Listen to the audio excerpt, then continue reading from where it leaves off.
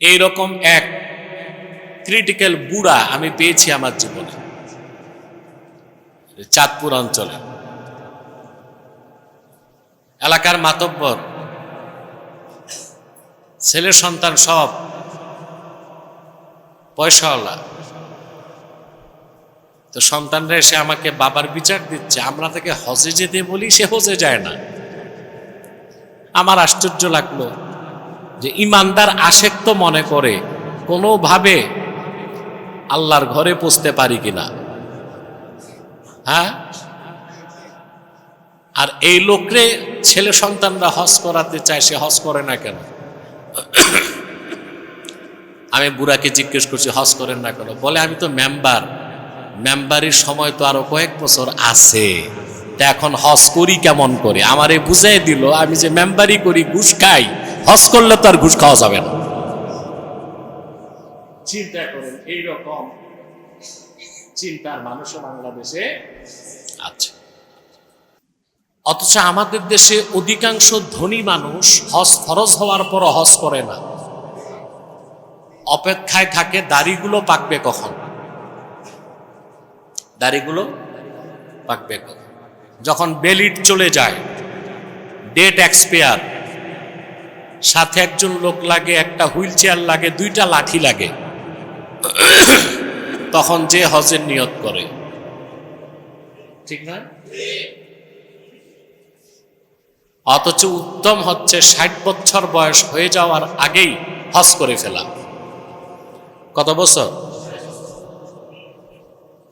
আর সাবকন্টিনেন্টের মানুষ যারা দুর্বল, বডি ফিটনেস ভালো না, আপনাদের সাবকন্টিনেন্ট, তাদের তো উচিত 40 থেকে 45 বছর বয়সী হজ করে ফেলা, যদি ফরজ হয়ে যায়।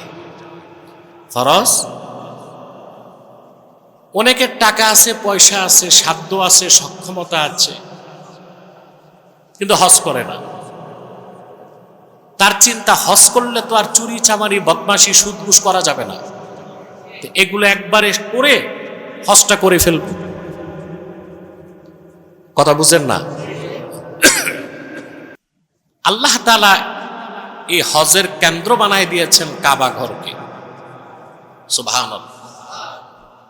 আল্লাহ পাক বলেন, ইন্না আউওয়ালা বাইতিন উদিআ লিন-নাসি লাল্লাযী বিবাক্কাতা মুবারাকান ওয়া হুদাল লিল আলামিন। নিশ্চয় ভূপৃষ্ঠে মানুষের ইবাদতের জন্য প্রথম নির্মিত ঘর হচ্ছে বাক্কায়, মক্কায়। সুবহানাল্লাহ। মক্কার এক নাম বাক্কা। মক্কার এক নাম কি? ইমামে কুরতুবী তাফসীর কুরতুবীতে এই শব্দের ব্যাখ্যা করেন, বাক্কা মুশতাক্কাতুম মিনাল বাক্কে ওয়া হুয়াল ইজদিহাম। আরবিতে প্রচন্ড ভিড় হলে ওটাকে বাক্কুন বলা হয়। কি বলা হয়? আরবিতে বলা হয় তাবাকাল কওমু ইজাজদাহামু। কাবাঘর এমন এক ঘর, সৃষ্টিলগ্ন থেকে আজ পর্যন্ত কাবাঘর তো বন্ধ ছিল এমন কোন ইতিহাস নাই। আরে ভাই সুবহানাল্লাহটা বলবেন তো? সৃষ্টিলগ্ন থেকে আজ অবধি এমন একটা মুহূর্ত পার হয় নাই আল্লাহর ঘর কাবায় মানুষ ছিল না। সৃষ্টিলগ্ন থেকে আজ অবধি এমন একটা মুহূর্ত যায় নাই যে আল্লাহর ঘর তো বন্ধ ছিল। হজের সময় 70-80 লক্ষ হাজি যখন আরাফাতে থাকে, বলতে পারেন তখন কাবাঘরকে তোয়াফ করে। আরবের অধিবাসী যারা, তারা সেই সুযোগটা নেয়, তখনও হাজার হাজার মানুষ দিন রাত তোয়াফ করে। কারণ হাজি তো সব আরাফায়, হাজি সব, সেই সুযোগে আরবের অধিবাসী যারা নাগরিক, তারা মন ভরে তোয়াফ করে। এর মানে কোনো এক দিনের, কোনো এক ঘন্টার, কোনো এক মিনিটের, কোনো এক সেকেন্ডের জন্য কাবার তোয়াফ বন্ধ হয় নাই। করোনায় যখন সারা বিশ্ব অচল হয়ে গেল, মক্কায় কাবাঘরের তোয়াফ বন্ধ হয় নাই। সুবহানাল্লাহ। তোয়াফ চলছে, রেস্ট্রিকশন ছিল, নিয়ম কানুন মেনে তোয়াফ করতে হয়েছে। সুবহানাল্লাহ। কাবার তোয়াফও চলেছে, আল্লাহর হাবিব সাল্লাল্লাহু আলাইহি সাল্লামের জান্নাতুল ফেরদাউস রওজা মুবারক মদিনা মুনাওয়ারায় সালামও চলেছে। সুবহানাল্লাহ। এই কাবাকে কেন্দ্র করে হজ। কাবাকে আল্লাহ তাআলা বলেছেন, মক্কাকে বাক্কা বলার আরেকটা কারণ ইমাম সুয়ুতি উল্লেখ করেছেন তাফসীর জালালাইনে। সুমিয়াল মক্কাতু বাক্কাতান লিআন্নাহা তাবুক্কু আনাকাল জাবাবিরা। সুবহানাল্লাহ। যারাই মক্কা মুকাররমায় অত্যাচারী শাসক প্রবেশ করতে চেয়েছে, মক্কা তাদের গর্দানকে চূর্ণ করে দিয়েছে। বাক্কা ইয়াবুক্কু তাবুক্কু মানে চূর্ণ বিচূর্ণ করা। আপনারা দেখেছেন বাইতুল মুকাদ্দাসে হযরত ইব্রাহিম শুয়ে আছেন, কথা বলেন। সে বাইতুল মুকাদ্দাসে হামলা হয় নাই আজকে না, ঈসা নবীর জন্মের আগে ইরাকে এক শাসক ছিল পারস্য অঞ্চলে, বখতে নাসার। বখতে, প্রচলিত ইতিহাসে তার নাম নেবুচাঁদ। কি বাংলা ইতিহাসগুলোতে তার নাম হচ্ছে নেবুচাঁদ, কিন্তু তার নাম হচ্ছে বখতে নাসার।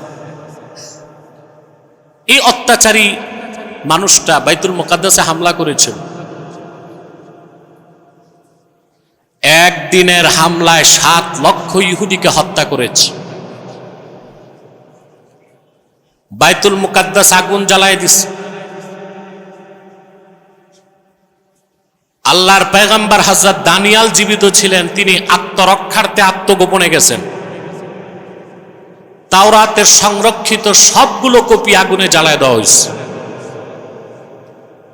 বহুদিন পর্যন্ত বাইতুল মুকাদ্দাসে সালাত হয় নাই। কিন্তু কাবার বিষয়টা ব্যতিক্রম। আল্লাহ কাবাকে বলেছেন মুবারাকাও ওয়া হুদাল লিল আলামিন। এই কাবা বরকতপূর্ণ এবং গোটা বিশ্ব মানবতার হেদায়েতের দিশারি। হেফাজতের দায়িত্ব কার কাছে?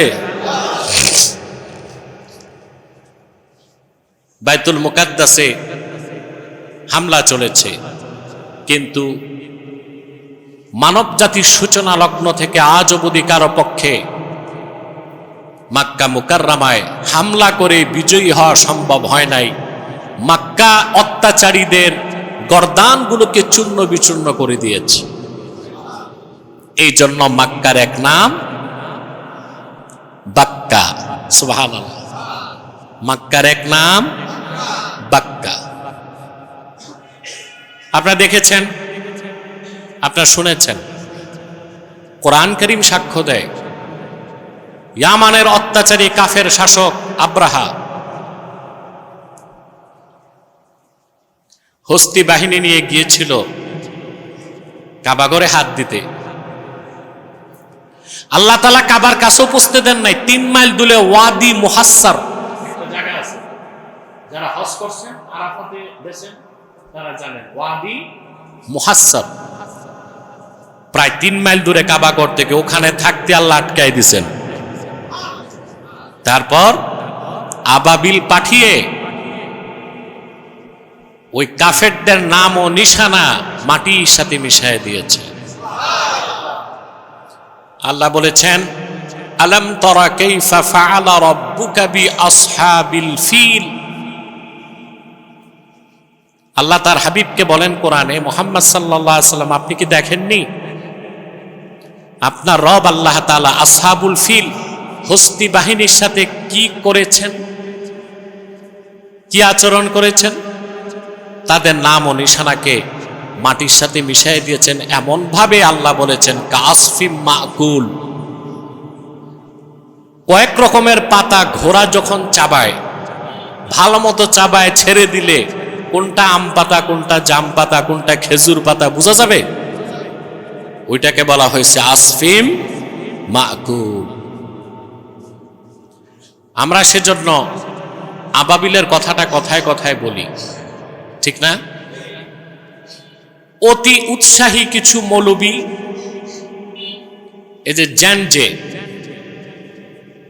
জুলাই আন্দোলনে যারা নেতৃত্ব দিয়েছে ছাত্র জনতায়, ছাত্রদেরকে বলে যে আবাবিলের মতো আসছে।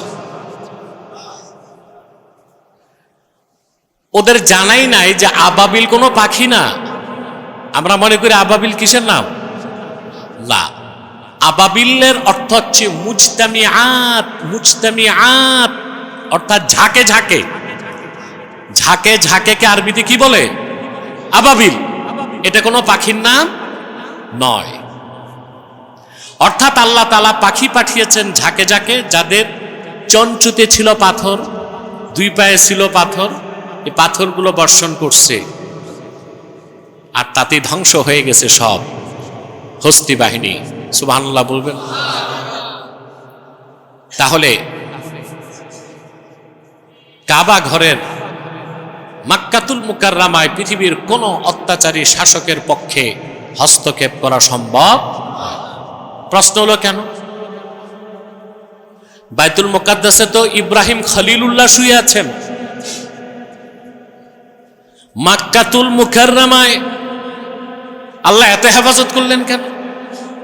তার প্রথম জবাব, মক্কার চেয়ে আখিরি নবী, নবীগণের মাথার তাজ মুহাম্মদ সাল্লাল্লাহু আলাইহি সাল্লামের মাওলিদ। মুহাম্মদ সাল্লাল্লাহু আলাইহি সাল্লাম আগমন করেছেন মক্কা মুকাররমায়। মক্কাকে আল্লাহ সারা পৃথিবীর রাজধানীর মর্যাদা দিয়েছেন।